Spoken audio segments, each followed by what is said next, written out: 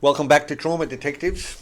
Here we are again. Yeah, that's season 2, episode 2, Adela. Yes, season 2, episode 2. Well, we're getting a bit better spring weather now. It's warmer. It's more pleasant. So you've obviously been out on your paraglider. Oh, definitely. Yes, and I bought myself some new walking shoes. Oh, it's been absolutely beautiful. Some evenings, and then suddenly the cold comes because we live in Melbourne. Yes, but we choose to live in Melbourne. I choose to live in Melbourne because I like seasons. I love it too. Do you know what? I love the variety that we get in Melbourne. You know, they say it's 4 seasons in one day. I love 4 seasons in one day. Yeah, I was brought up in England, so 4 seasons in half an hour. Now, yeah. Look, I love it. You know, my beautiful wife Bea, she was brought up in Cyprus, and she just wants Cyprus weather. Warm all the time. time. So at the start of winter, it's a countdown until summer, every single day. It must be quite onerous. Yeah, I reckon. If you're used to that and then come to Melbourne weather, I get it. Anyway, no, there's been a lot happening in the news. Yes. There's been all sorts of things going on internationally. Let's not go there. No, let's not go there. Do you know what I'm seeing in the news a lot, though, and a lot of talk lately? And it happens once every couple of years. I reckon sort of mid to late election term this happens, right? And I say that cynically. But it's probably true. We always get a lot of news about the youth crime and the kids gangs in Melbourne and probably the rest of Australia and the rest of the world. And so we are, and I'm honestly always trying to ascertain, all right, is there actually a youth crime wave, or are we reporting on it more? Or have we decided to report on it more because of some subgroups that we like to vilify? Or is there actually more crime? I mean, we don't know, right? And it's hard to know. It's hard to know, but also going back to your original point about political opportunism, there's nothing guaranteed to get people riled up more than the idea of young people who are out of control and who do bad things and get let off lightly by the persuasions of a particular government and by the legislation that gets passed in terms of, what to do about bail, etc. Well, yes, and I think that there are 3, maybe there's more. For now, I'd say there is 3 aspects to the idea of punishment, dealing with crime, sentencing, and what you're talking about, someone's being let off too lightly.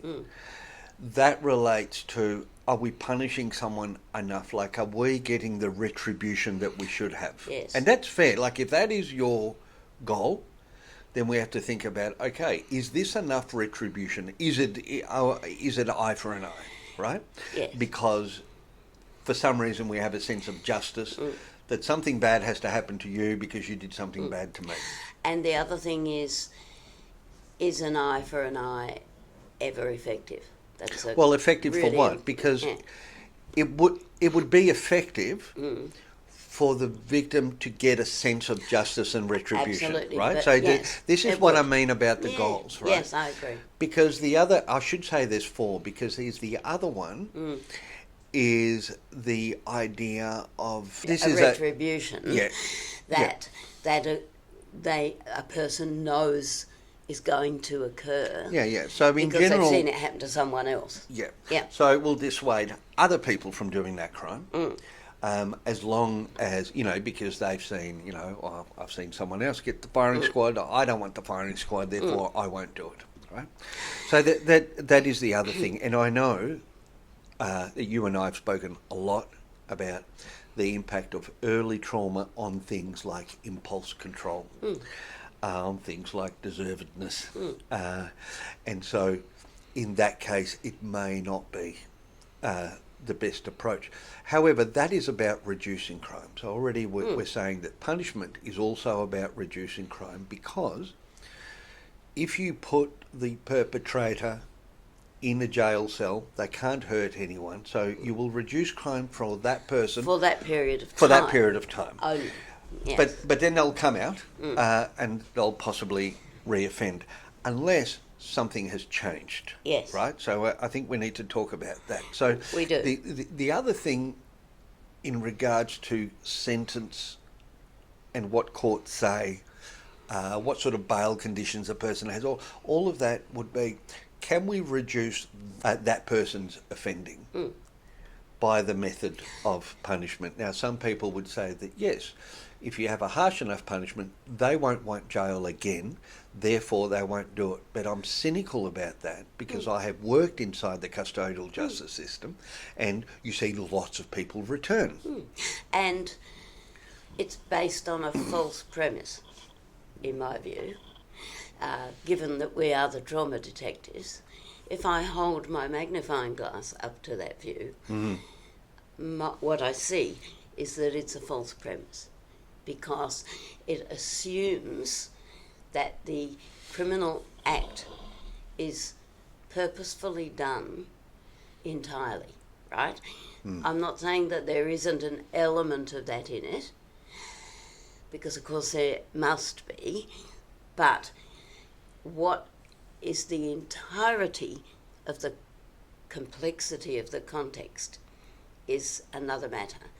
And if you apply that thinking with the magnifying glass, it doesn't hold up.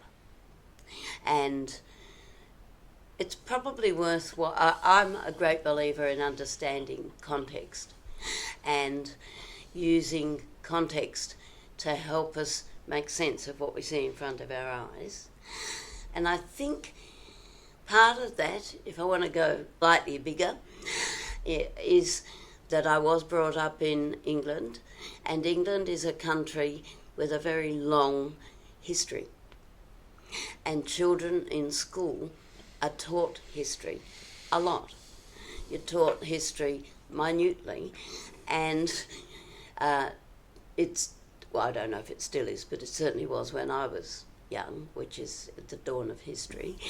But the teaching of history is very much given as a way of understanding the present.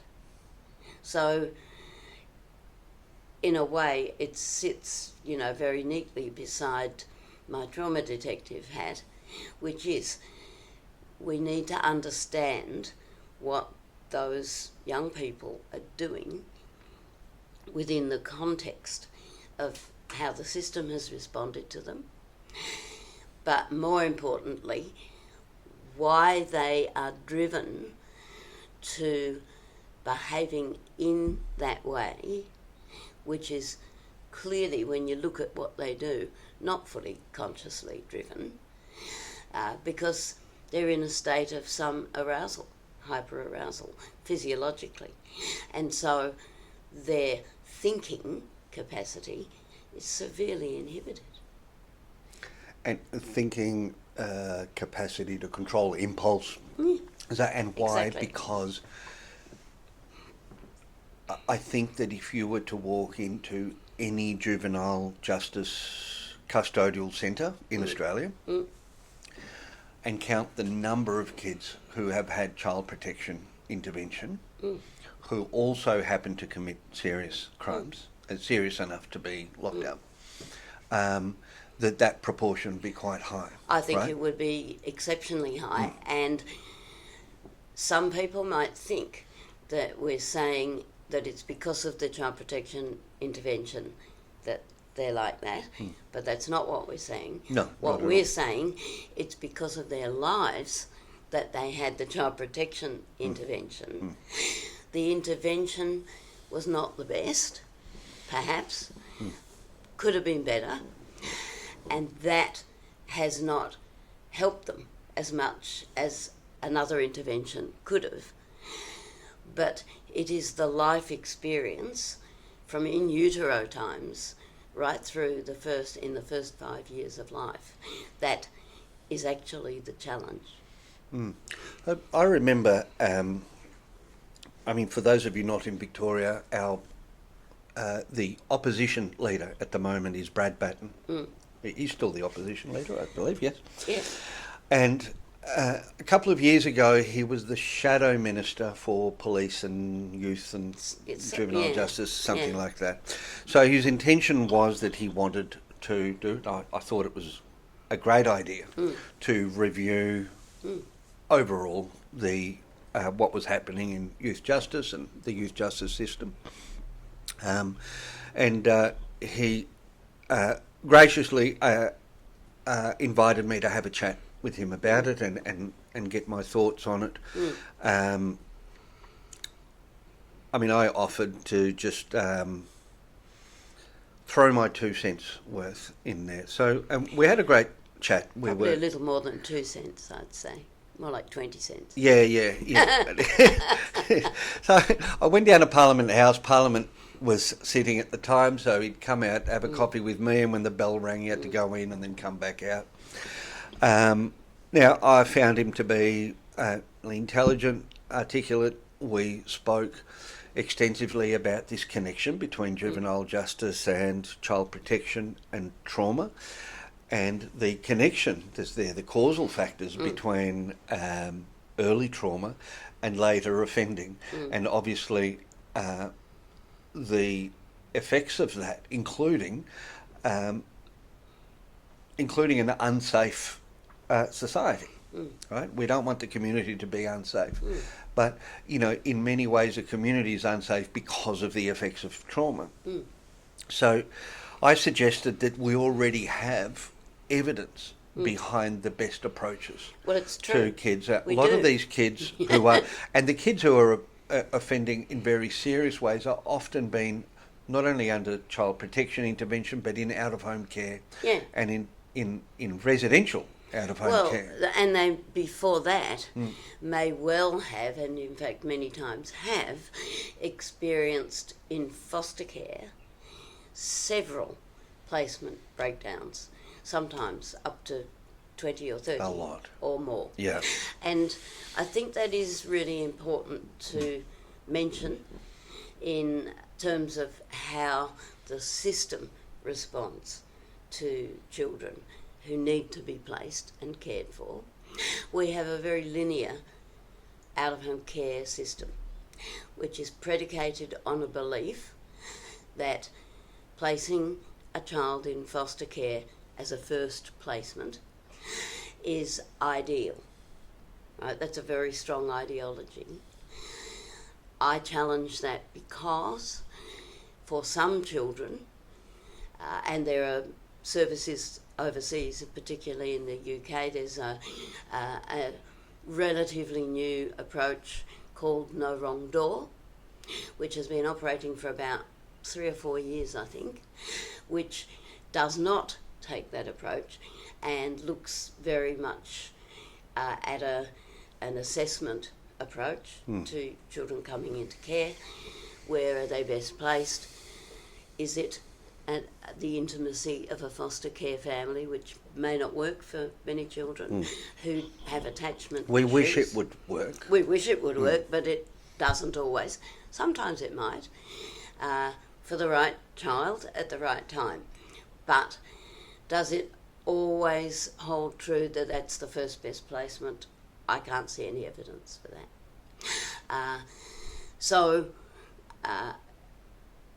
What happens is that they may go in the wrong door, but the assessment is the important thing. So this is the program I mentioned uses a very strong assessment approach and picks from a variety of options. So maybe a bespoke one-on-one placement, which is more like a residential care placement with staff rotating, maybe foster care, maybe keeping the child at home with certain services going in. range of options. But I think what you're thinking, where I would challenge one thing about you saying, which is that is assuming that we've got residential type options. Correct. That are really robust in holding a trauma-informed therapeutic model. Absolutely. Because, just to bring it back to my day having coffee in Parliament House, that those kids who are going into residential care where it's perhaps ethically managed but not therapeutically managed, right? Yes. Where it's not robust in terms of the rigour of a model, a trauma-informed practice model. That suits the child. That suits because, that particular child. Yes. So then what happens is, over time, those kids are not feeling contained. They run the streets where they're unsafe. Other people are unsafe eventually also due to their actions. And then they're having to be forcefully locked up somewhere where they can be safe and the community can be safe while they're now they're in youth justice custodial services. But I'll add something, and this is what I was trying to get across to Mr. Batten. Maybe I didn't get it across in the right way, right? But what I was trying to say was that two things: if we want to reduce criminal offending by young people and increase safety in the community, we have to invest in two things, I believe. One is early trauma-informed therapeutic care intervention. A lot of people say, yes, we already have that. No, we don't. We do not. No. We and do the other in thing, small packets. Yeah, and I'll say the other thing we have to invest in, and I say this, my experience of years working inside youth custodial services and also managing programs within custodial services, is that we don't do any favours to those young people. Children come in, we don't use the time that we have while they're literally a captive. Yeah, well, they're contained. They are what Winnicott and Bion and other great theorists of our time would describe as contained. It is a great opportunity while you don't have kids running around in the street to sort of set something up that is intensively and psychologically therapeutic. Containing. Absolutely. But we don't do it. There's a way to do that. We know how to do it. I was trying to get these ideas that we know how to do this. Now, Brad did understand what I was saying on one hand, but also was open and honest in saying, well, the people who vote for us want to hear about law and order. They don't want to hear about, therapeutic approaches, sort of being nice to kids. In a way, it's almost like, he didn't say that, but it's almost how it sounds. We want to get back to what we were talking about at the start. Yes. We want some retribution. Yes. Yes, but and what happens, I think, is that people mistake, and I lived this for 3 full years at Hurstbridge Farm when we started it out. People mistakenly believe that if you're nice to these kids, you're actually rewarding bad behaviour. Yeah. Now, we know that's not true. Not the way it actually works. People think it is, right? But if the cause is, if we can all accept and we can look at all the evidence, the scientific evidence that we have to accept that the offending arises due to all the symptoms and all the after effects of early complex trauma, of early torture in life, right? Of some sort or another. Yeah. And what, again, often I think is lost is the intensity of the trauma when, let's say, for example, I talk about this often when I'm training, and people cry. I don't do it to make people cry, but they suddenly see the torture implicit. I talk about an infant who's lying in a cot, say with parents where there's family violence and a partner that prohibits attention to the baby, or the baby's locked in a room down the end of the house to protect them, all sorts of reasons, that an infant might be lying in their cot crying and crying and crying, because that's all they can do to get fed or changed or cared for. If they have a need or a pain or, that's the only way they're crying. But the intensity of that, and we can all think of times when we've heard a newborn crying, and the absolute abject terror implicit in that cry. That's what's happening. That's their life. And on a regular basis, these infants are teetering on the edge of annihilation all the time, or very frequently. And so, what's that going to do to an infant? To their development, to their functioning, to their sense of almost dying. And when that infant grows up, if there hasn't been any healing intervention or inadequate healing intervention, then you've got someone who isn't capable of managing the pain or knowing where it comes from. Having any idea. Hyper-aroused, which means their body's in a state of arousal all the time. Their physiology, and this is what people often, I think, also misunderstand. It's not that they want to be in a heightened state, and it's a decision they make. No. They are in that state, physiologically, because of their experience of the world. Yes, and so asking that person to calm down, it's like saying, could you please turn down your heart rate and just reduce the level of cortisol in your body, exactly. please? It can't be done. And I think, my point is that if we know these effects can alter in some people, not in all traumatised people, but it definitely in most people who are offending seriously, this is going to be a factor. If we know that is a factor in an individual, and we don't do anything about it while we've got them contained in a prison, then I don't think we're being fair. I'm not talking about the individual. We're not being fair to the rest of the community. We're not being fair to anybody. Right? Because by actually making those efforts, impacting on those causal factors, you release that person, and now you've got a safer community, because even if they're slightly less likely to offend, even slightly less, you're going to make someone safer than they would have been. I'd be really keen to know, you were talking about your conversation with Brad Batten, I'd be really keen to know, within the changes that occur with government changes and, all the political and bureaucratic decisions that get made, whether Brad Batten even knows about the detail of deinstitutionalisation, which I referred before to context and the importance of context. Deinstitutionalisation occurred late 80s, early 1990s. And it was done in a bit of a hurry. Can you just explain what you mean by deinstitutionalisation? Okay. So when I first started my career, there were large institutions. I was just imagining someone thinking, what's that? What's that? There were...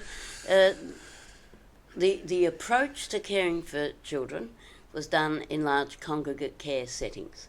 So for children under 10, there was a place called a Lambie, which had all run by what was then called the Social Welfare Department. That was out at Burwood, and all children under 10 would go there. It was a reception centre. So all the young children went there when they were taken into care.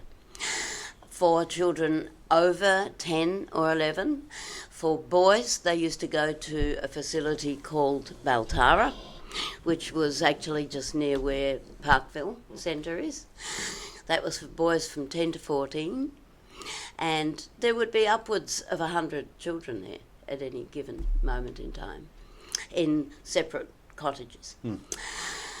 Then there was Tirana, which was for boys over 14, and often kids who had been taken into care not because of criminal behaviour, but because of need and neglect, would find their way there alongside children Altogether. who'd offended. Yeah. And so they were all housed there.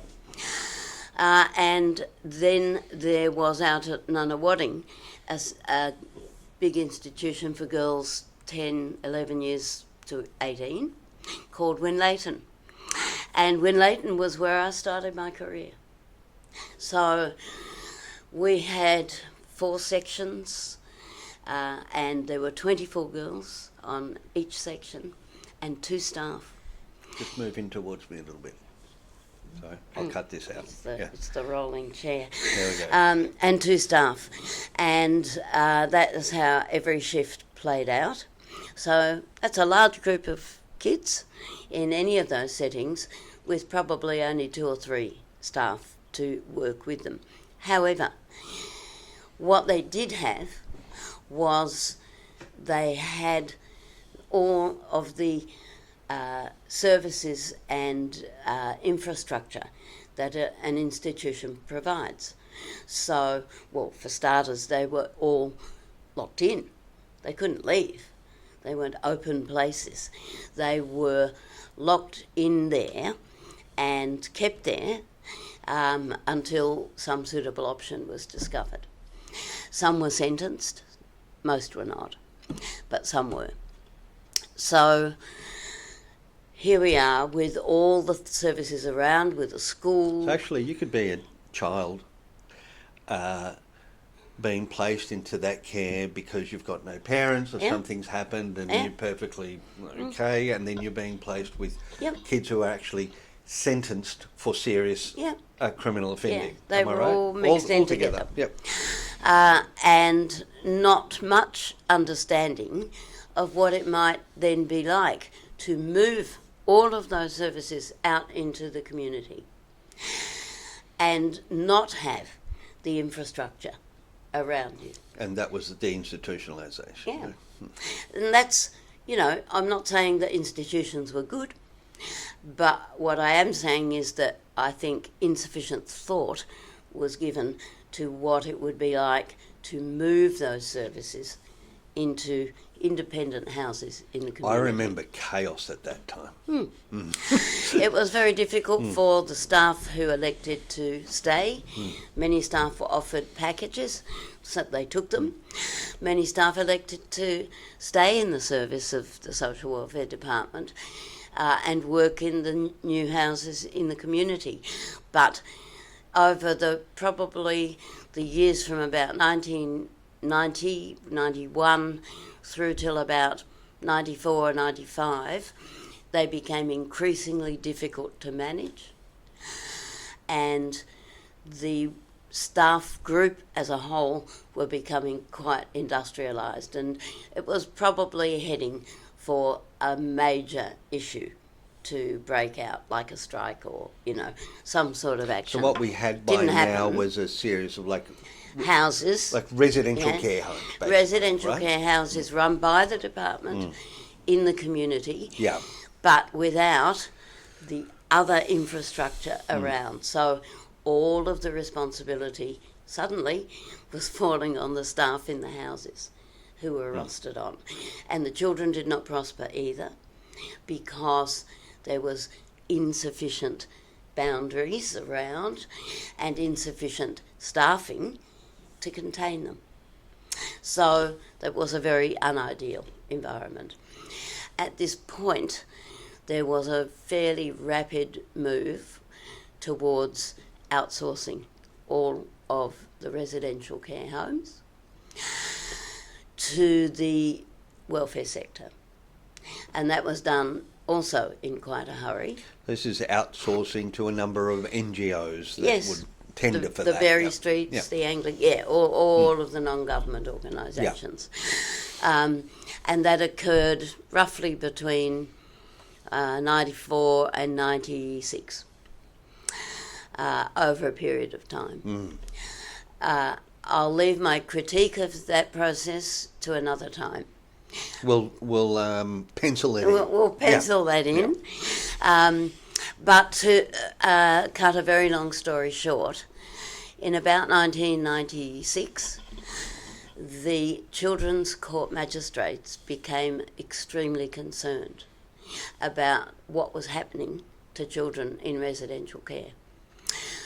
They wrote a letter, well, the Chief Magistrate, who was Greg Levine at the time, wrote a letter which was countersigned, I believe, by all of the Children's Court magistrates, expressing their concern about the fact that they were seeing a pattern rapidly emerging where children were coming into care through the family division of the Children's Court and were then being seen multiple times by the criminal division for offences such as criminal damage, which was, an explosion of their own pain and putting a fist through a wall. But we've already seen, I mean, even back then, there is already the connection.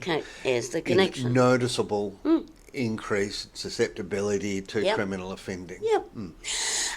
And how it was... so there was a criminalisation of symptomatic behaviour. And that's where it began. So the letter from the Children's Court magistrates was a big wake-up call to the department, and they responded really well.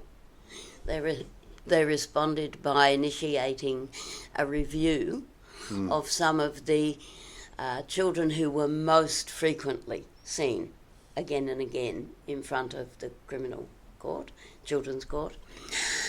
And I know because I was working as a case planner and was interviewed by the review. So I'm not telling a story that I didn't live. I was there.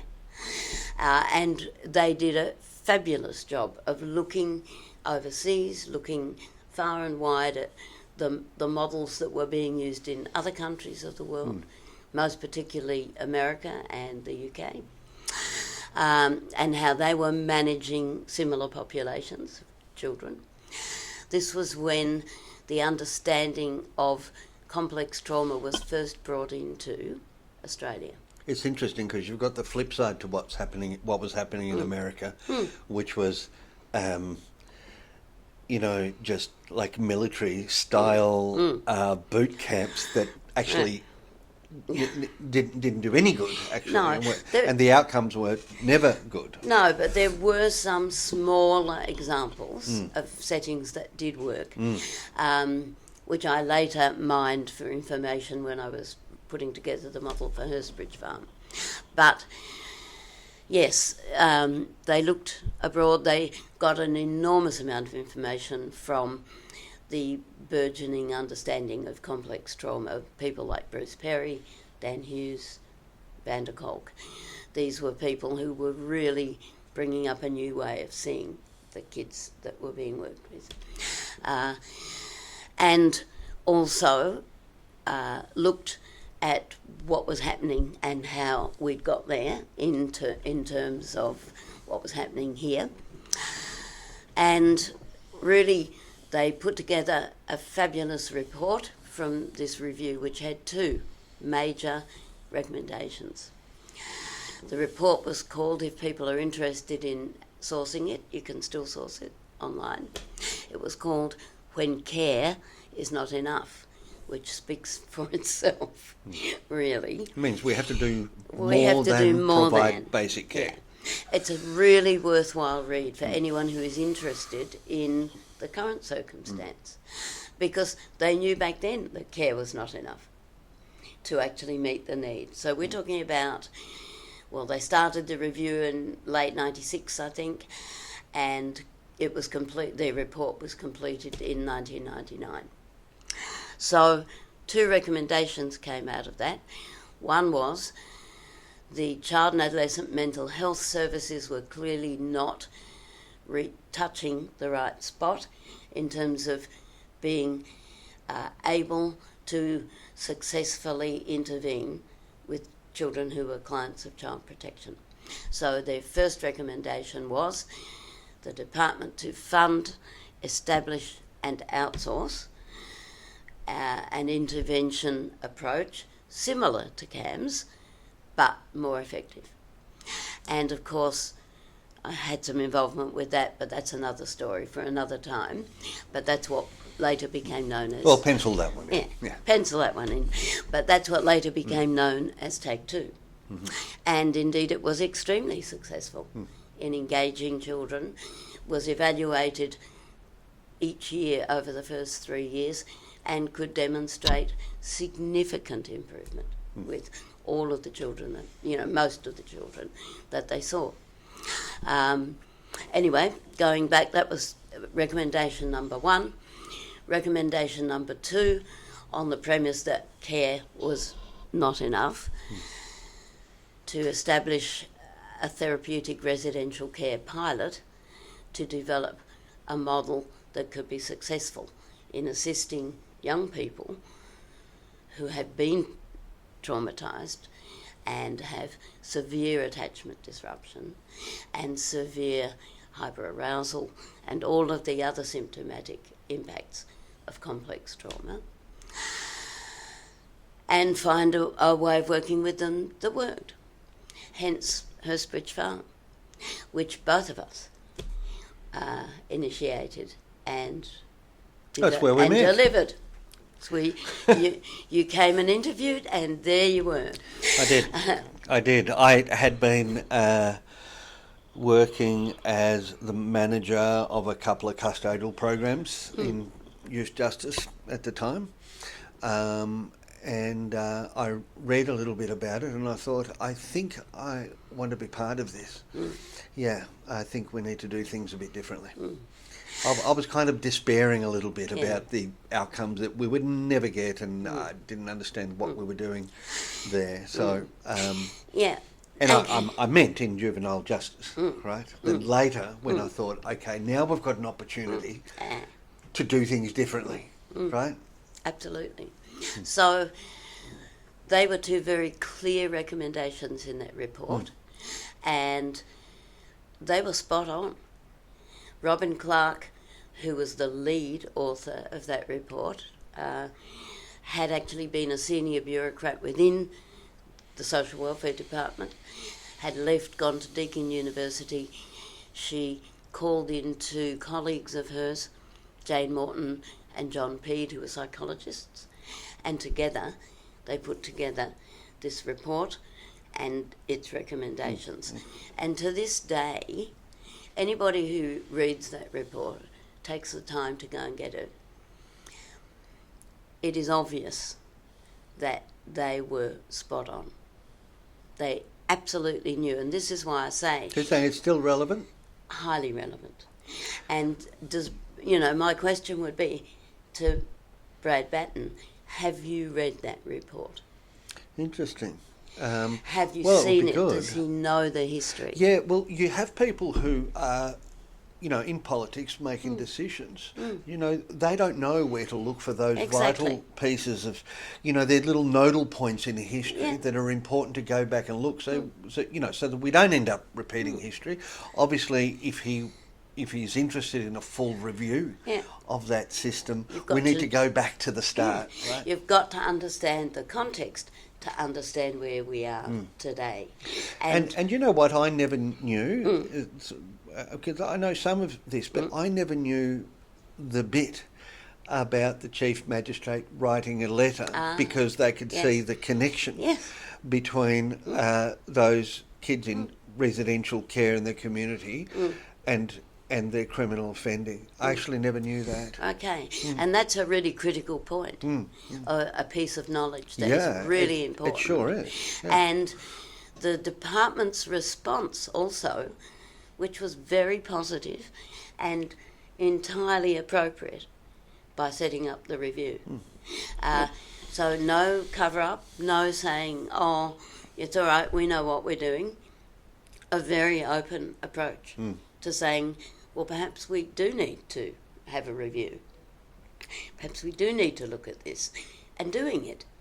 And that review was really well done. Those 3 professionals who undertook that review really knew their stuff. It was a really good marriage of knowledge, because Robin Clark knew the department inside out. She'd been a very senior bureaucrat, so she understood what had happened with deinstitutionalisation. She could see the pathway. Her 2 colleagues, the 2 psychologist colleagues, understood the other side of it in terms of what children and young people needed in terms of an approach. So when they put it all together, it was very compelling. And they were, that report, if people take the time to read it, was, we're talking about the mid-90s. That was years ahead of its time in terms of thinking. Those 3 individuals deserve so much acclaim for the work they did, because they brought to life Take Two, and they created the environment for bringing to life Take Two, which is a service that's helped probably thousands of children. It's been going for 23 years, and it's as relevant today as it was the day we opened it. And then Hurstbridge Farm, which again is still operating 18 years later, using the same model as it did when we opened it. And you're at the centre of both of those. I was. Not always with intention, but with happenstance. Yeah. But wonderful happenstance. I'm just thinking, because we've done great evaluations on those sort of programs, so we kind of know what works. We've got the data. But people continue to ask, well, what should we look at? What do you think would work? Can you come up with something that might work? We thought, well, we know what works, and I think that it's done really well in some places. It's done less well in other places, and I think quite often it's because we're using old paradigms and old systems of staffing and this and that, where it really doesn't belong. And old paradigms of thinking in terms of behaviour, and I think not enough focus. I think we said this the last episode. We talked about, how eye-rolly people can get about trauma because they don't understand it. Now, we've both seen many programs that have done it really well, and at the moment, I mean, I know that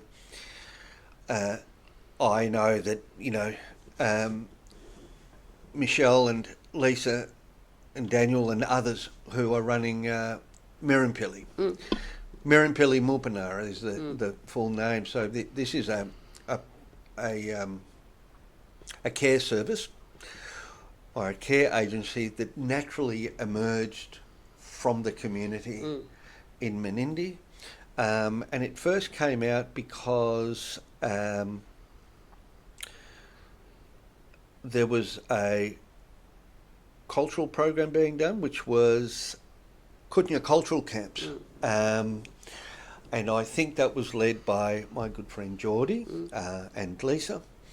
And I'll tell you what we will do. We're going to have all of these people on our podcast together one day. So I've just dropped you guys in if you're going to listen to this. But that's a really great. That would be wonderful. Let me just tell you, in short, we've built a great relationship between Knightlamp and Mirrimpilyi over the years, but they're now, operating foster care and residential care, mostly for Aboriginal children from anywhere in New South Wales. So this is in New South Wales. But the core elements of that therapeutic model of care, and I feel like for the first time we've got, they fully take on board all of the evidence, the science that we have around developmental trauma and those approaches. So we assist with that part. But for the most part, it is built on an already existing cultural framework Yes. that actually lends itself perfectly to trauma-informed therapeutic care. And it's amazing. And I was saying to Daniel the other day that I think that, you know, I always thought, boy, this is so perfect for Aboriginal children. You know, it's an Aboriginal therapeutic model of care that works. And when I say it works, I think I've never seen outcomes like this. Not anywhere, not in all my career. And are they doing Not a ever. measurement of those outcomes? Well, we're going to get to that. That would be great. At this stage, you ask anyone at Mirrimpilyi about how they manage placement breakdowns. There aren't any. As they say, Yeah. we don't have those. What's that? Yep, no. But, you know, it's when it's done in a very sophisticated way like that, when they stick to the model and, you know, the fact that there's already a pre-existing framework that's actually deeply rooted, in this case, in Barkindji language, culture, family structures.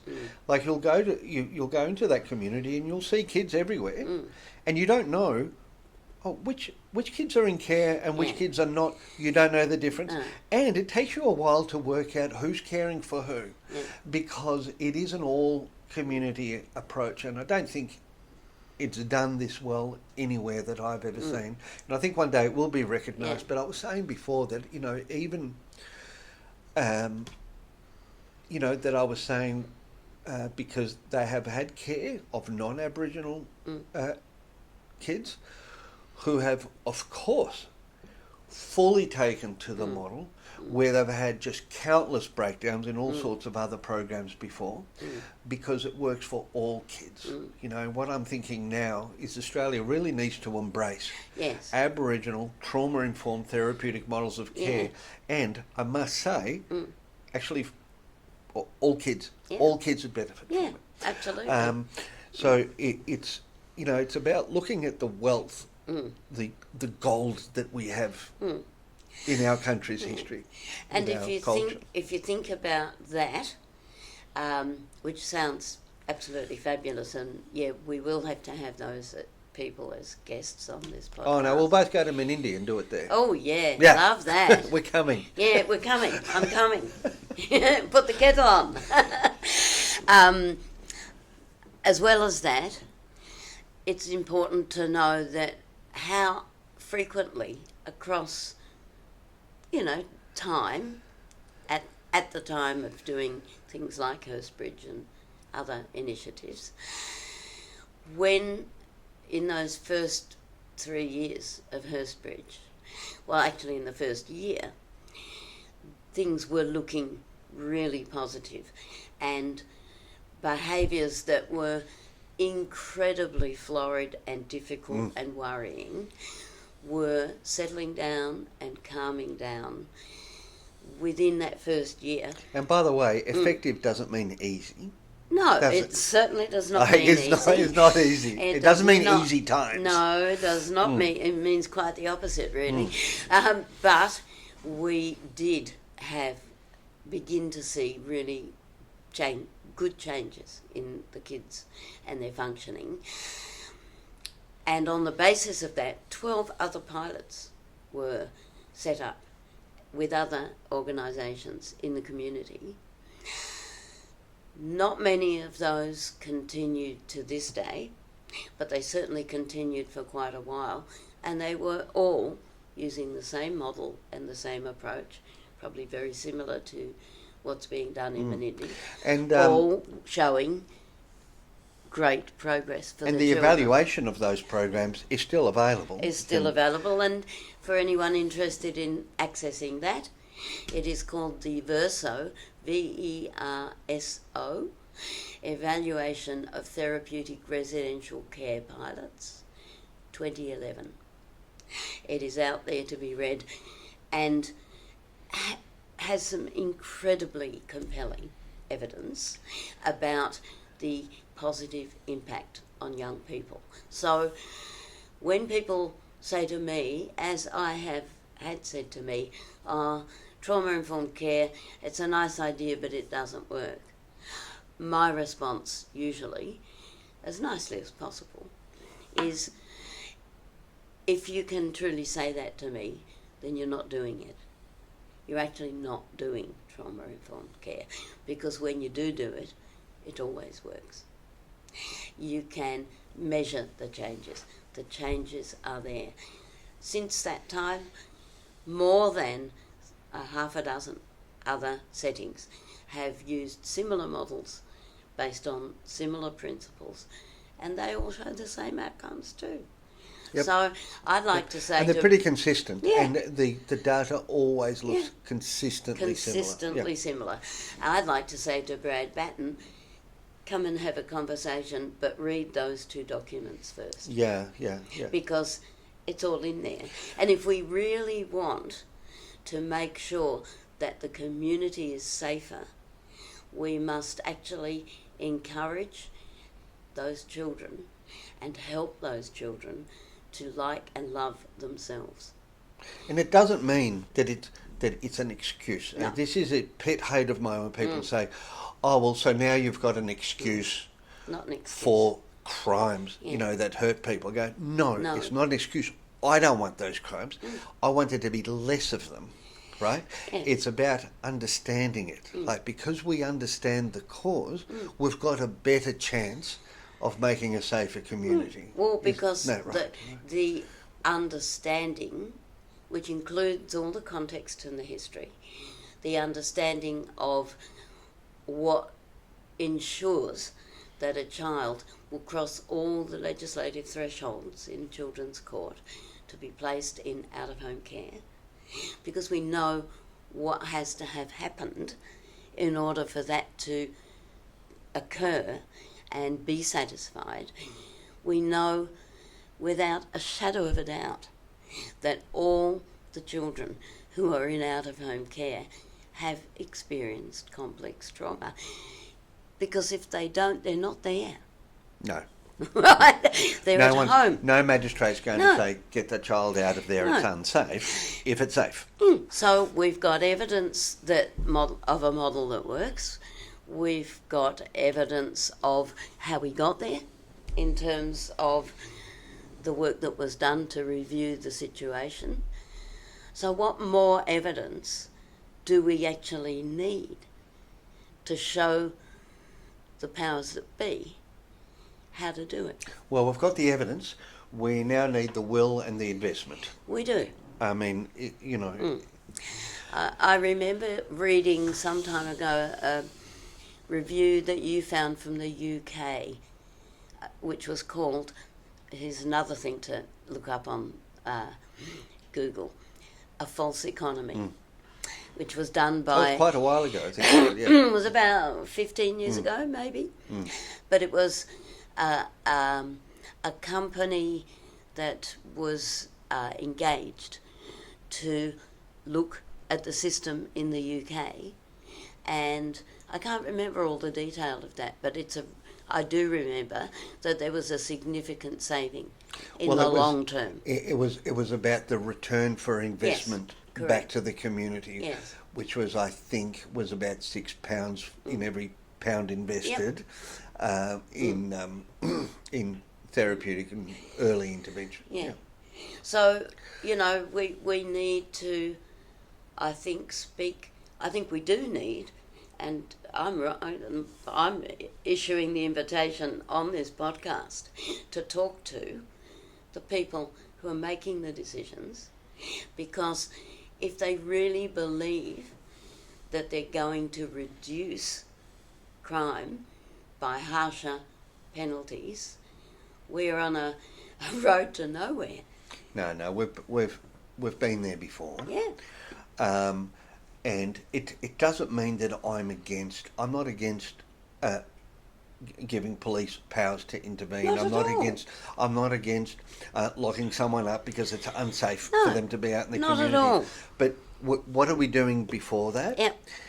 And what do we do with that young person when they're there? And I think that is the bit that we don't have right first. In fact, we know how to, but they don't do it. We know how to do it. Yeah. It's not being done. In fact, Yeah. I think it's a little worse than it used to be. And I think it's well worth doing it, right? Absolutely. Anyway, boy, we've had a good That's discussion been a on great discussion. Yes, this was a good run on. We went down. Oh, it's because we saw the headlines on youth crime at the moment. Now, what I'd like, Adela, for next time, Yes.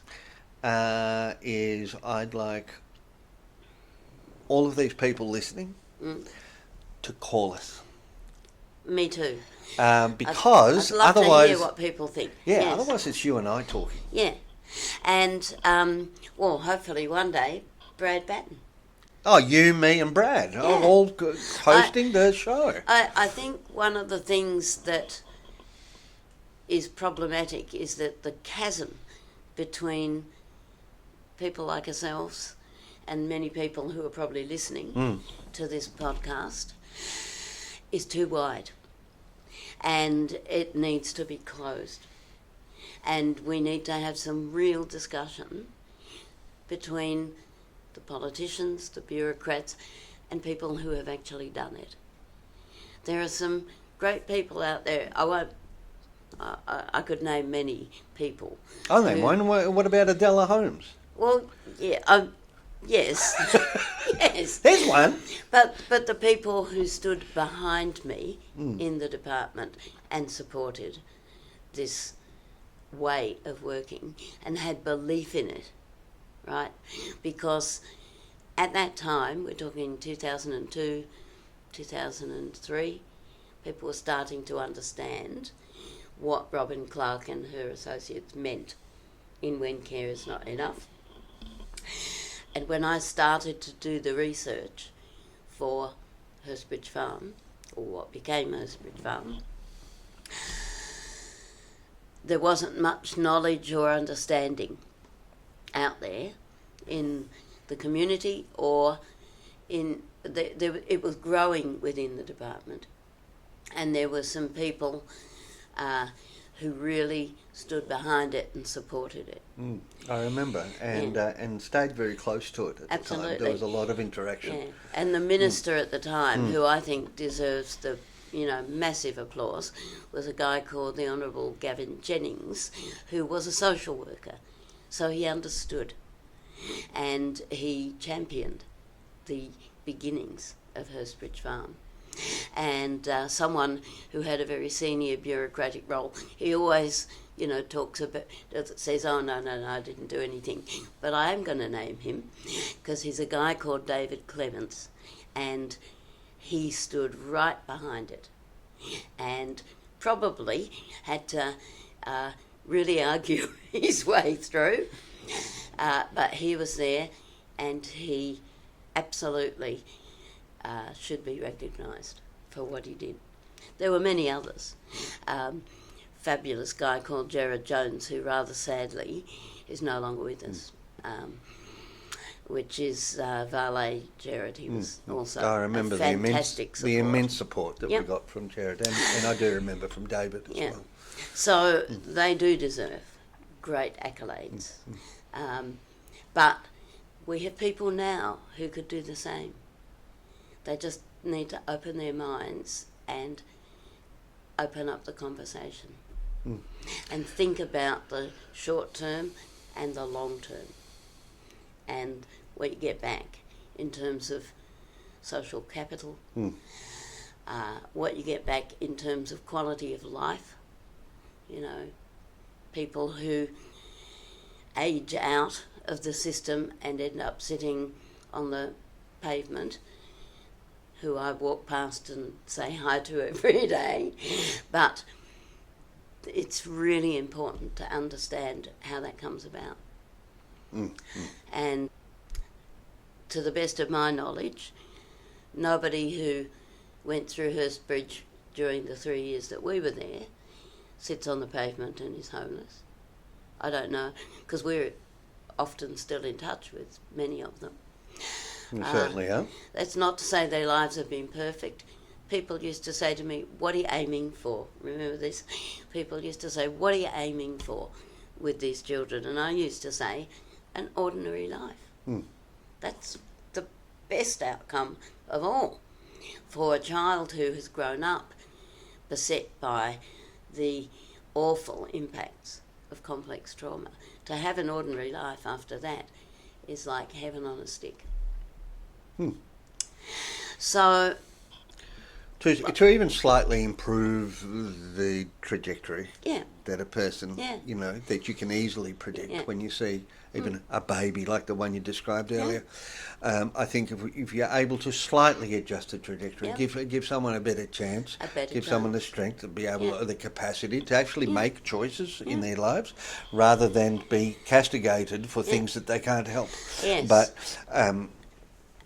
yeah, and I think that is the goal, and we have to do it knowing that it's possible. we have to do it 150%. Because I don't like this sense of kind of despair that's very easy to take on sometimes. Yes. It's like, oh, can we really help? Yeah. Well, we can. Yes, we can. It's going to be bloody hard, and it's going to feel like we're failing sometimes, and then we'll pick it back up, and and hopefully get back on it. Indeed, but the thing that I think is really important to say, because certainly it's what we developed at Hurstbridge, and it's what happened in those 12 pilots that flowed from Hurstbridge. We're not just doing things off the cuff, right? There is a model. There is a model of care which is very specific in terms of how to respond and how to interact with the children. I know. I would love to. I say to people, even when we're running training, love to take credit for all of these ideas as coming from me and my opinion, but it's not. We're just relaying science and evidence, Absolutely. right? And how other people have put it together. When I was putting together the proposal for Hurstbridge Farm, We can take credit for trying it out. oh, we certainly can, and for trialling certain different elements of it. But I relied heavily on information that I gleaned from places that operated really well in the US, and settings like, for example, the Mulberry Bush School in England, which has been going for about 50 or 60 years, successfully working with children. I in fact went to visit it when I was in the UK some years back. I've been twice. And like Hurstbridge and like the model that we're talking about, which I call the Hurstbridge model because that's where, we worked it up and worked it, we refined it, I think, there. Well, it is. Yes. But it is a model. It has very specific ways of working. It's pages long in terms of articulating why certain things work and how to do them. One of the things that I did the other day was I saw that Bruce Perry, the great neuropsychiatrist who we base a lot of trauma-informed practice on, he did a podcast. He was interviewed in a podcast. I hadn't heard him do a podcast for ages. And I just, for the rest of the day, I was floating on air because it was like, oh, yes, of course, I hadn't thought of this and that, and, for days, months, perhaps. But hearing him talk about them again really anchored me back to the basics of working in that way that brings trauma, it actually brings trauma to its head, to its knees. It actually works with children and young people and, if you like, releases them from the binds of what it must be like to live without, the impacts of complex trauma. It is absolutely groundbreaking. So I was kind of walking around on a cloud thinking, yes, Bruce Perry, was fabulous. Just to go back to basics like that, because that's all he was doing. He was anchoring it back. And also other theorists, some of whom have just been in Australia, Dan Hughes, and others. Just fabulous. And great to connect back to that. But we can do that. We could do that in every setting in Australia, and we could actually get rid of youth crime, because nobody would be interested in it. They'd be too interested in having ordinary lives and feeling good about themselves. It's certainly possible. Well, we're going to keep this conversation going. Next episode. That would be Give great. us a call. We will put down in the show notes what time to call us for the next show. You'll have a window of an hour there to give us a call, ask questions, comment on anything that we have talked about, and give us your take. Well, thanks for the chat, Adela. I'll see you Thank you, next time. Stefan. I'll see you all next time. Goodbye, everyone. Bye.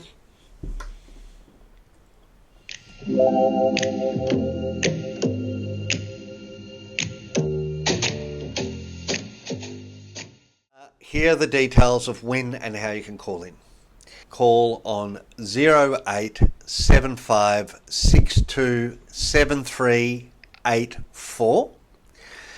If you're out of the country, you can call us too. Just remember the Australian area code is 61, and then take away the first 0. So that's 0875627384. Call us on our next recording will be on the 3rd of October. Call us between 1 and 2 o'clock in the afternoon, Australian Eastern Standard Time, which is Melbourne time. So if you're somewhere else, look up what time that would be where you are. And pick up the phone and call us, and we'll have a chat.